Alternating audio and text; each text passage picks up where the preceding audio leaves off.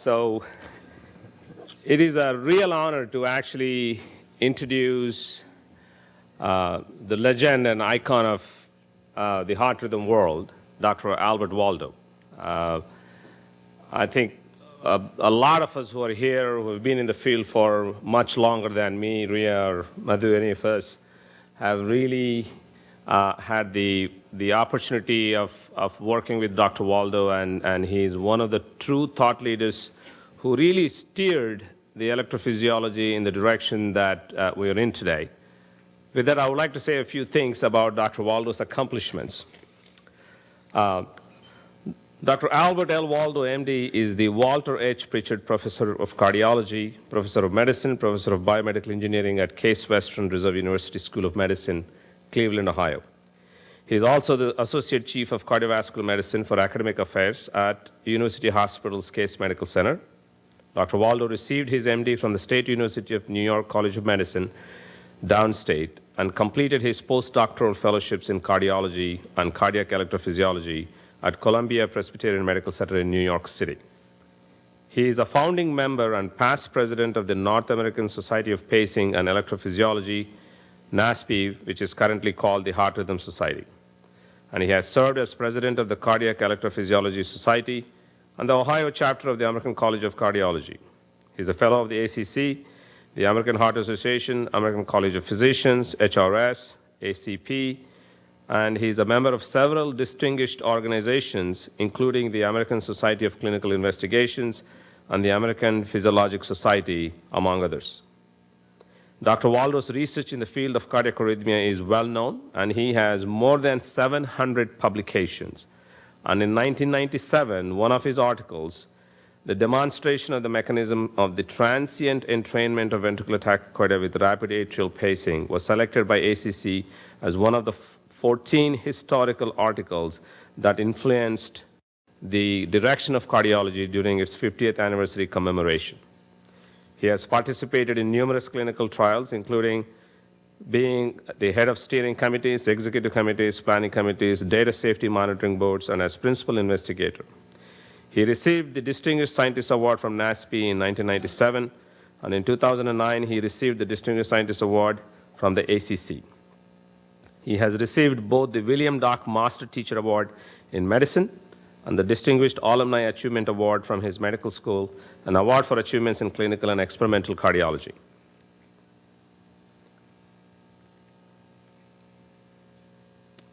He has a fantastic long list of awards, and I'm like totally lost here where to start. He also received an Outstanding Achievement Award from the European Cardiac Arrhythmia Society in 2006, the first Founders Lectureship Award from HRS in 2007, the Michel Mirosky Award of Excellence in Field of Clinical Cardiology and Electrophysiology in 2007, the University Hospitals Case Medical Center Society of 1866 Distinguished Physician Award in 2012. He also received the Pioneer in Cardiac Pacing and Electrophysiology Award from Heart Rhythm Society in 2013. Dr. Waldo's extensive public service has included committee memberships on the National Heart, Lung, Blood Institute's cardiovascular A and B study sections, the American Medical Association's Diagnostic and Therapeutic Technology Assessments Program, and numerous committees of the ACC, AHA, HRS, NASP. He's a consultant to the Circulatory System Devices Panel of the Medical Devices Advisory Committee of the FDA, and the Electrical Signaling, Ion Transport, and Arrhythmia Study section of the NIH, NHLBI, and the membership on the editorial boards of the most revered peer-reviewed journals in the field, including Circulation, JACC, American Journal of Cardiology, PACE, JCE, JICE, Clinical Cardiology, and the audio journals, ACC, Axel, and NASPET. With this, it's our honor to present Dr. Waldo the Pioneers in Electrophysiology Award on behalf of University of Kansas Medical Center. Dr. Waldo.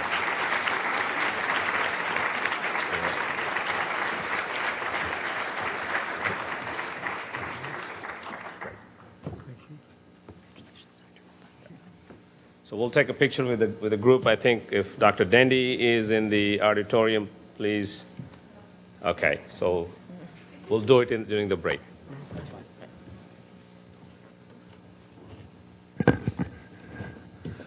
Well, Dr. Lacquetti, thank you. I'll come next week, too, if you... So it's my pleasure and honor to be here to receive this award and to participate in this symposium. Dr. Lacquetti gave me the choice of anything I wanted to talk about. And I suggested that it might be fun to talk about something a little different, not science per se, but about science, and very relevant to our field of cardiac electrophysiology. And I chose the history of cardioversion, and I'll show you why in a moment.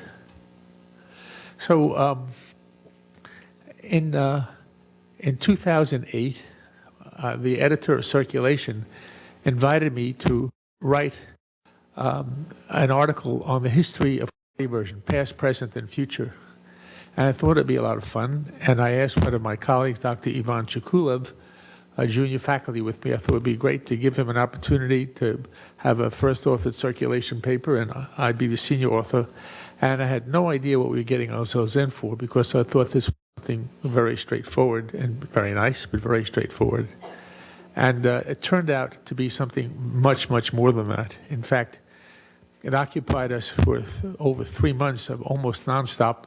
The Circulation gave us 50% more pages for the article because of what we found. And that's part of why I want to share it with you, because it's not only about the importance of cardioversion and what it's brought to medicine, but about the people particularly, and the character of the people. Mostly very good, but some of it you'll see not so good. And it's about science, about what we do and the pursuit of it, and character counts. And you'll see that in this, I think. So I'll just start from the beginning. I want to race through this very quickly, but it really started with the Leyden jar in 1745. We were able to store energy. And then the first what really was a fellow named Abelsgaard, who in 1775 was using electricity on hens, and noticed that when he moved the energy around, he made the hen collapse and die. But he was able to revive the hen if he did it around the chest, around the heart. Had no idea what he was doing, but he did revive it. Of course, Galvani and the famous experiments with stimulating the frog's leg during an electrical storm, and people began to realize that electricity had something to do with how the body functioned. One of the very first reports of resuscitation was reported by a fellow named Kite, who didn't do it, but he was reported in the UK of a 4-year-old girl who had collapsed and was resuscitated by a shock to the chest delivered through a Leyden jar. But we began to get into the era of science with Ludwig and Hoffe, who were playing with electricity, literally playing with electricity with the open chest, and were able to show that with AC shock to the heart, they made the heart quiver. They didn't call it fibrillation, but it was the first description.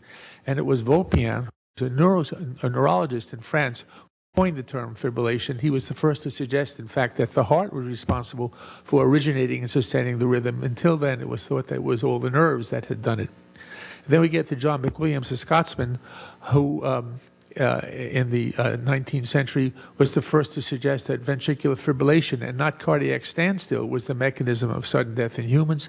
And then we begin to get to the seminal work that came from Prevost and Batelli in Geneva, who showed that a small amount of electricity delivered across the chest can induce ventricular fibrillation. So they did it systematically. But there was a footnote to this article that said a larger electrical shock fully restored sinus rhythm.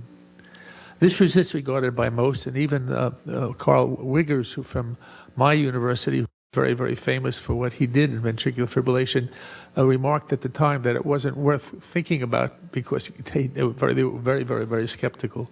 But what I want to show you is that what happened here is that with Vulpian described fibrillation, who just said that fibrillation was the cause, Jean-Louis Prevost and Batelli in Geneva, but Prevost was a pupil of Vulpian, and that's part of the reason why he was studying this in Geneva.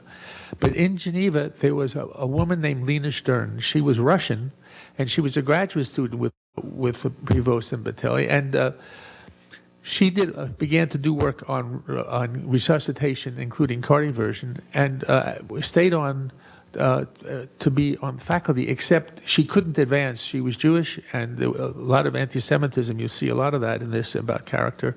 And so she accepted, and she was Russian, so she accepted an invitation from the Russian government to head one of their physiology institutes.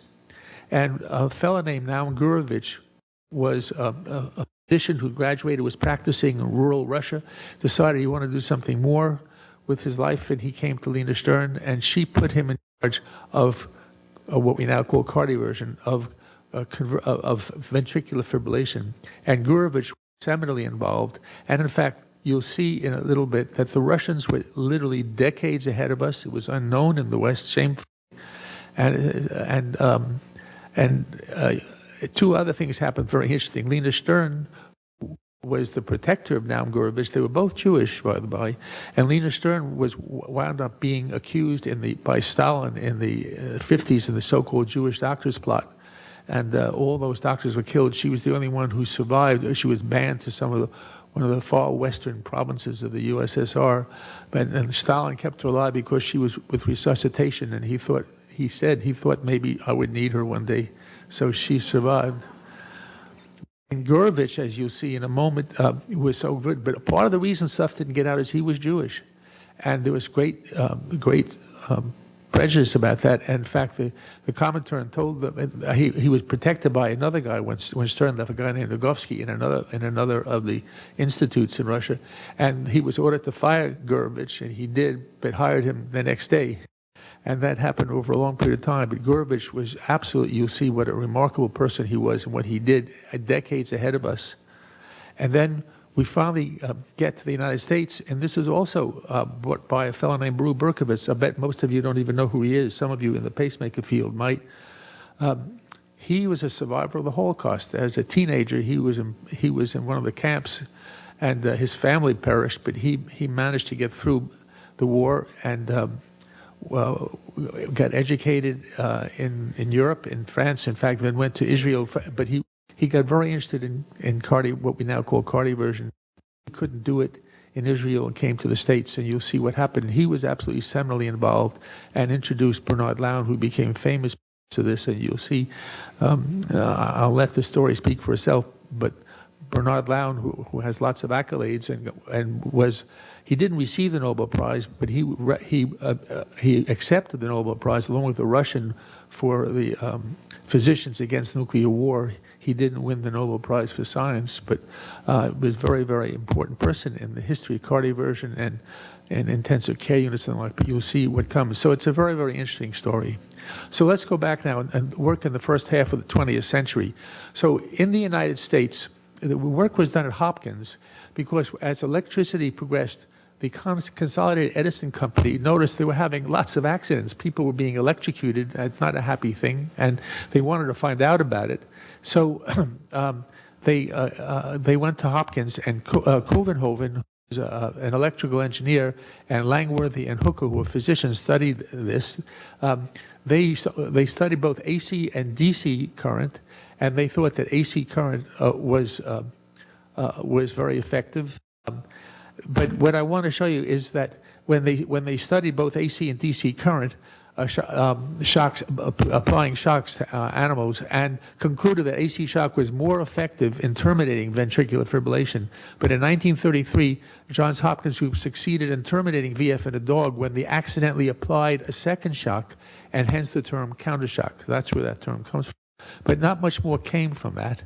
And then we have Wiggers, my university, who worked on mechanisms of fibrillation and defibrillation, and described the induction of ventricular fibrillation through the concept of the vulnerable period, which becomes very, very important for understanding how we got to cardioversion. And he was also a proponent of defibrillation, although he did not believe in transthoracic cardioversion. He believed he had to open the chest and apply it directly. I don't know why that's hidden on the bottom, but for me to see, you can see that there's I can't see the bottom line here. Okay, anyway, so then we get to Claude Beck, who was the first person, who performed the first known defibrillation of ventricular fibrillation in a human. He was at my hospital, then called University Hospitals of Cleveland, and he knew of the work of Carl Wiggers. In fact, they had worked together. And he was operating on a 14-year-old boy, and during the closure of the wound, the pulse stopped, upon which the wound was reopened and cardiac massage was performed. That was what was advocated by Wiggers at the time, to do cardiac massage. And for the next 5 minutes, he did it while they went and searched for Wiggers' defibrillator. And an ECG confirmed VF, and seeing no other option, Beck delivered a single shock. They actually plugged it into the socket in the electrical socket in the operating room, and seeing so Beck delivered a single shock, but it failed to defibrillate the VF. So he then gave intracardiac procanamide and shocked again, and it was successful. But now we get to the Soviet Union. So this was Lena Stern. We talked about her already, from the Institute of Physiology at the Second Medical University in Moscow, a former trainee with Provost and Batelli. And she assigned the study of arrhythmogenesis and defibrillation to a PhD student, Am Gurevich, who was already a physician. And so Gurevich became a key figure and made fundamental discoveries in the fields of fibrillation and defibrillation. And by the way, part of the reason that we found this out is my colleague Ivan Chikulov was born in Macedonia and read Cyrillic and understood Russian. He's been in the United States now since the age 18. So, when he went to Google and looked up cardioversion, there was all this stuff in Cyrillic. And that's part of how we learned about it. And that's why we also invited Igor Efimov. Some of you know Igor, who was an emigre from Russia, who's now an American citizen. And he was at Case Western Reserve for a long time, first at the Cleveland Clinic, Case Western Reserve, and then now in WashU. But we were able to learn a lot about this because people were able to read Russian, and we actually got in touch with Gurevich's laboratory assistant, who was still alive. So Gurevich became a key figure and made fundamental discoveries. In 1939, in their classical work, Gurevich and Yuniev proposed using a single discharge from a capacitor to defibrillate ventricular fibrillation, thus effectively introducing AC shock for defibrillation purposes. Until then, an AC shock was favored and was being developed as the most effective way to defibrillate VF. A lot of that was from the work in Hopkins even. Parenthetically, in the West, AC shock continued to be used exclusively until the early 1960s. In his doctoral research from 33 to 39, Gurevich found that an AC shock at a frequency of 500 hertz could not be tolerated and, in fact, leads to VF. But he also showed that a single discharge from a capacitor with a DC shock terminated VF. Another advantage of a DC shock was that a large amount of energy could be delivered in a relatively short period. Then, in the 1940s, combining his studies with the Wiggers-Wagram model of defibrillation that was based on biphasic defibrillation waveform, he was, how many decades? That's almost 3 decades ahead of it in the States, to look at biphasic waveforms. So he first reported using rounded biphasic waveforms produced by a capacitor and an inductor for defibrillation as early as 1939, although at that time he was unaware of the superiority of this waveform over the monophasic waveform. More important, these advances allowed Gurevich to propose his excitatory theory of defibrillation, suggested that direct excitation of the myocardium is what prevents further propagation of fibrillatory waves without preventing resumption of normal sinus rhythm. He also introduced the mother reentrant circuit concept as a foundation of the development and sustainability of ventricular fibrillation. In 1952, Gurevich designed the first commercially available transthoracic DC defibrillator in the world. The application of this device was described in great detail in the Soviet Ministry of Health resuscitation guidelines published in 1952. The guidelines required every operating room of a major hospital to have a defibrillator. This first DC defibrillator, we used a monophasic waveform, which 10 years later became known as the Lown waveform. So again, miles and miles ahead of us. In 1970, Gurevich introduced the first biphasic transthoracic defibrillator, which became the standard in the Soviet Union since that time and preceding Western analogs by at least 2 decades. And part of this, again, why didn't this get out? Why didn't the West know about it? In fact, I'll bet very few of you in this audience even know about it unless you read our article in circulation a few years ago. And a lot of this had to do with the fact that the Russians claimed they were first in everything, and there was a lot of skepticism. But the other thing was that Gurevich kept his head down because he was Jewish, and they were trying to fire him all the time. And he had to even be careful. Even he only traveled to the West rarely, and so really nobody knew about this, and that was remarkable. Interestingly enough, Hugh Humphrey, in one of his trips when he was before he ran for president in 1960, was 58. He visited the laboratory. Lena Stern was no longer there, and Novosky was. It was Novosky who was the protector of Gurevich, and he met Gurevich, saw what he was doing, came back all excited about it, published it in the Congressional Record, didn't get any further. Interesting. So now this is something else interesting, which we discovered, my colleague actually, Ivan Chikula, discovered. This is a picture of the first DC defibrillator from 1952 that was in all the Russian hospitals. And this happens to be an example which was in the Dietrich Medical History Museum in Cleveland on the Case Western Reserve campus. It's just down the street from my hospital. And this was bought by Robert Hostler. Hostler had worked with Claude Beck, was a protege of Claude Beck, and they'd written a lot about resuscitation. The Russians were interested. They invited him to Russia. They gave him this to take back and said, "Why don't you try it?" Nobody was interested. Nobody was interested. The Russians know, you know. By the way, there was something parallel in this. You may know about the thrombolytic agents, too. The Russians were way ahead of us on that. In any event, the next person was a fellow named Peleshka from Prague, Czechoslovakia. In 1957, he reported on both direct and transthoracic use of DC shock for defibrillation purposes. He constructed his own DC defibrillator, modifying Gurevich's device by including an iron core in the inductor, and is credited with improving the procedure of cardioversion by using lower voltage and describing the effects of DC shock. In sum, the work on DC current cardioversion and defibrillation and biphasic defibrillation waveforms first originated and first was developed in the East. Then in 1959, Vishnevsky and Zuckerman first to use DC cardioversion of atrial fibrillation during open heart surgery. And the patient had AF for 3 years, and the restoration of normal sinus rhythm took place during a mitral valve operation. In 1960, they reported 20 cases. They were the first reported transthoracic DC cardioversion of atrial arrhythmias.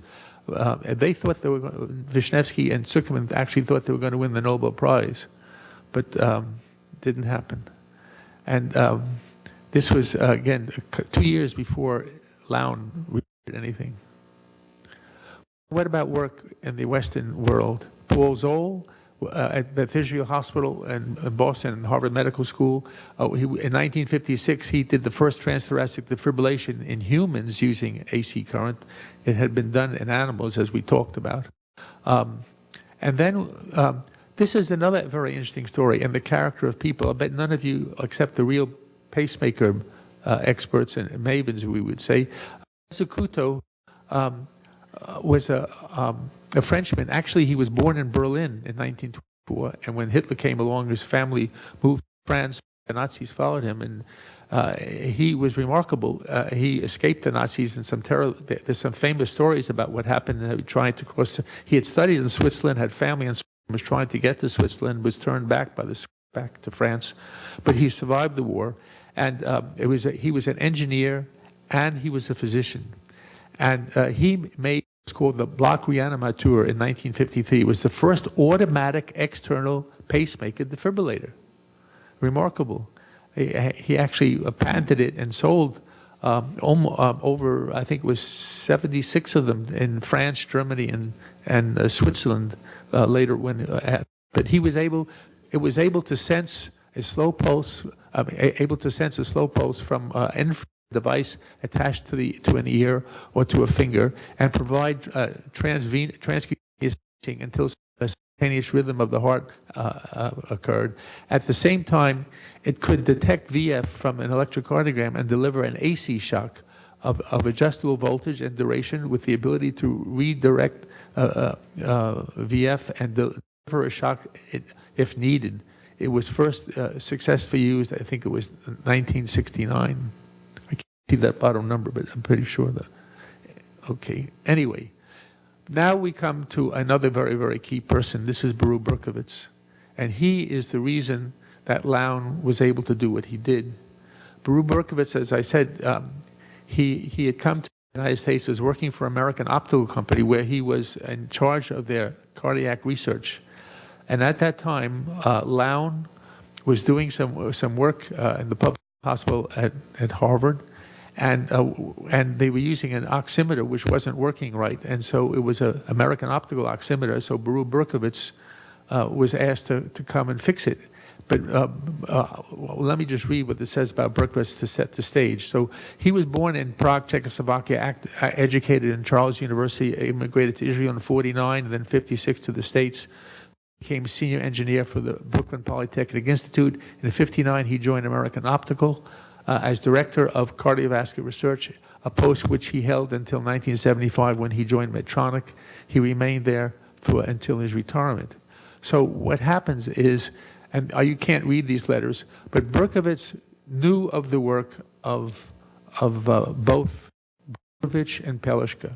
And he thought he could make this into something that was even more practical and that could be applied, and was working on it. And when he came to the laboratory of Lown, Lown had an episode where, and I'll show you that in a moment, he had gotten involved, one of his patients who had VT, and when a patient came to the hospital, they would give him IV amide or quinine, and they cardioverted him, and on this occasion they couldn't do it. So Lown went to, and the VT had never been shocked, but he went and got let me just go back here. He got Zoll's.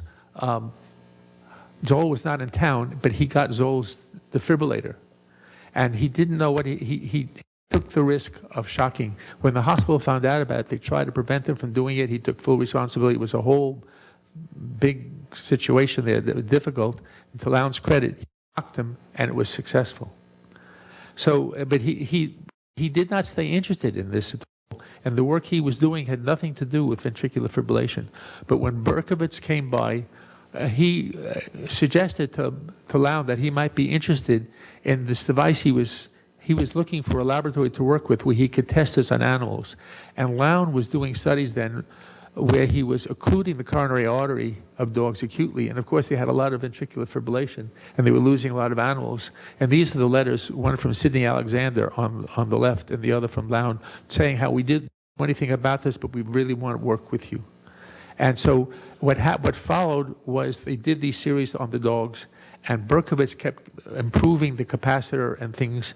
But when the paper finally got published, and they gave on the first patient they were studied, there was no Berkovitz mentioned whatsoever. So we get to Lown, noting his work. And Lown didn't know anything about Gurevich, or he didn't know anything about Pelishka, but it's quoted once in his paper, in his first paper, and never again. Noting the previous work with DC defibrillation in humans by Gurevich in the Soviet Union and Pelishka in Czechoslovakia, as well as the adverse effects of AC shock, in 1962, Lown reported their success in terminating single DC monomorphic shock in 9 patients. He subsequently went on to expand DC cardioversion to successfully convert both atrial and ventricular arrhythmias using a monophasic DC shock, that same phasic thing that Gurevich had described so much earlier. And then Lown is credited in the Western world with initiating the modern era of cardioversion. He was the first in the West to combine defibrillation and cardioversion with portability and safety. He is also credited with coining the term cardioversion for delivery of synchronized shock during the arrhythmia other than VF. So the synchronization was also Berkovitz. In fact, Berkovitz patented the defibrillator, the DC defibrillator for American Optical, and it's introduced synchronization because all the synchronization you see in pacemakers these days was all Berkovitz, and that was a key to avoid the vulnerable period and giving a shock. The Russians knew about the vulnerable period, but they said, you make ventricular fibrillation, shock them again, then you'll have normal rhythm. They weren't worried about synchronization, but Lown understood this, and again, no credit for Berkovitz whatsoever. So then, so here we are then to say we started with Volpian, we went to Jean-Louis Prevost and Batelli, then to Lena Stern, then to Gurevich, then to Baru Berkovitz. Without him, there would have been no Lown. And then we go to Lown. But if you look at what happened, really, in 1939, the Russians had DC defibrillation, the East had it. In 1952, it was in all their hospitals, but the United States was beginning to do some experimentation. But 7 years later, the first DC cardioversion of a supraventricular arrhythmia occurred in Russia. Zuckerman and then in '62 we got the stuff from Lown. It took 1970. All defibrillators with biphasic waveforms were in Russia, biphasic and all. And then if you look in 1998, the first biphasic defibrillator in the United States, and that happened only because to make the implantable defibrillator, we're going to get to the moment, slow enough, you needed to have a biphasic waveform. It was also very, very much better. So it took a long time to get to the United States, and shamefully in many ways. Now, this is Frank Pantridge. I don't know how many of you know him. Another marvelous character in this story. Pantridge was a physician who shortly after he graduated in the UK was shipped off to Singapore, and a week later the Japanese captured Singapore, and he spent the rest of the war in a prison camp. Very much, if you saw the movie Bridge on the River Kwai, that was him. It wasn't the same camp, but the same thing. And when he was found, he was described as interesting. He still had fire in his eyes, but he weighed a little over 60 pounds. But he was a determined person, and he advanced the field enormously. So the ability to reverse death with a simple shock markedly improved in-hospital cardiac arrest outcomes, yet the highest mortality was taking place mainly outside the hospital. And he made the first mobile coronary care unit, which began operation in 1966. It was a battery-operated portable defibrillator, and this is the time. That's a picture of it. They called it the Red Devil. Where the work of Pelishka, further improvements in the design of the defibrillator were made. A key stage in the development of the mobile intensive care unit became the design of a portable defibrillator using the miniature capacitor developed by the United States for the NASA, National Aeronautics Administration for the space exploration. Pantridge, together with John Anderson, who was a biomedical engineer, developed a 3.2 kilogram portable defibrillator that became available in 1971. The first device that they carried around, weighed up 70 kilos, a remarkable difference. And then, with great passion, truly, Pantridge advocated his approach, making early defibrillation readily available everywhere. His ideas first became widely accepted in the United States. Subsequently, Anderson, together with Jennifer Agee, who's still alive, by the way, and still spunky, another physician from Belfast, were among the first to develop the semi-automatic and automatic external defibrillators in the late 1970s and 1980s. And with continued development, the portable defibrillator was gradually taken from the exclusive use of doctors and given to paramedics, then firemen, and finally to members of the public. And the benefits of this approach are more than obvious today. So then we get to the implantable defibrillator. And this is another remarkable story with a very, very remarkable person. And Lown is in the middle of this too. And I'll let the history speak for itself. But this is Michel Moravsky, who was born in 1925 in Warsaw, Poland. He was Mordechai Friedman at the time. And of course, when the Nazis came, his family, he and a friend of his decided they were not going to hang around and wear the Jewish star and the like. And what happened is he kept going east to avoid the Nazis. His family perished. He got as far east as, I can't read that now, but it's one of the stands. In any event, I guess it was Agenian.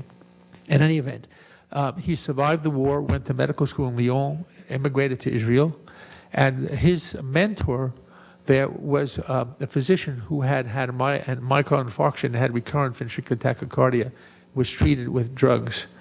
And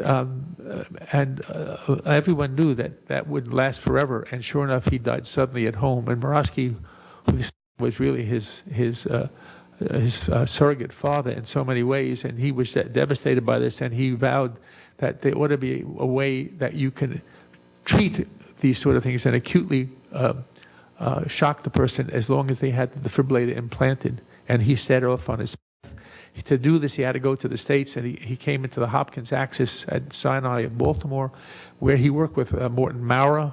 The two of them, this is a picture of them with the first prototype. And so you all probably know the rest of the history, and I'll show you some of it. But interestingly enough, there was a fellow here in Missouri, at the University of Missouri, named John Shooter. I don't know how many of you may even know him here, who in 1970, he was an electrical engineer in biomedical engineering in Columbia, and was the first to implement and successfully use a cardiac defibrillator in a dog.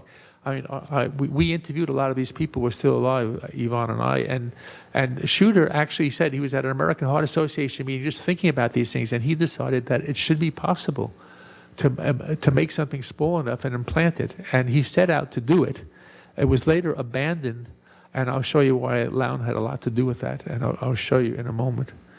And this is it. When Murawski reported his first successful defibrillations of implanted device in dogs, Lown wrote this famous editorial in Circulation, and it's too small to read directly, but the basic line here, he said, is it's not like Mount Everest.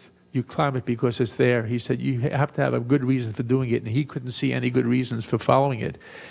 Lown was so powerful at this time that the NIH turned down Murawski's grants.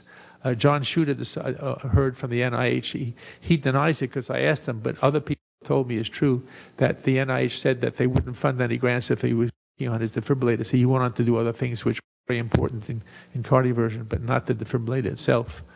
And so Medtronic, which had begun to support Murawski, withdrew their funds also, and he was out in the wilderness, and it took a while before they found someone who would work with him. But these are the series. This was the letter that the editor that Lown had written, and there's some interesting responses to this. So this is Arthur Morse, who was a young whippersnapper at the time, who had the gumption to take Lown on, but this is Lown's response, and he was totally dismissive of Arthur Morse and remained totally dismissive. He remained more than just skeptical. He thought it was a terrible thing for Murawski to continue. So this delayed the development of the implantable defibrillator by at least a decade, it is thought. And a terrible story about Lown. And I don't want to just read this now, but the stories. So Lown gets for a lot of things and he did a lot of things. And the people who worked with Lown, we interviewed them all, almost all, in his laboratory. We interviewed Lown a couple of times. Lown totally forgot about those letters that he wrote to Brew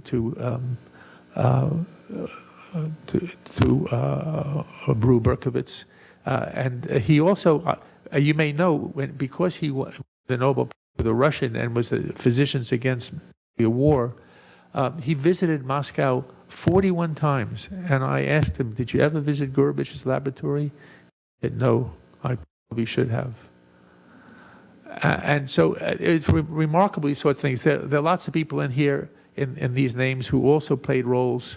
Not time enough to tell. We wrote the article. It's a very nice article, I like to think, in Circulation, which is still available.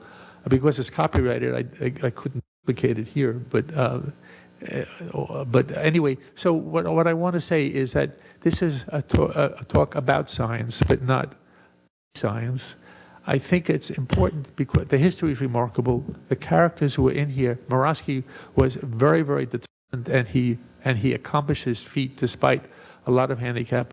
Lown, I have to be careful how I say it because he made many contributions, but a lot of the things he did were not very nice. That's a simple way to put it.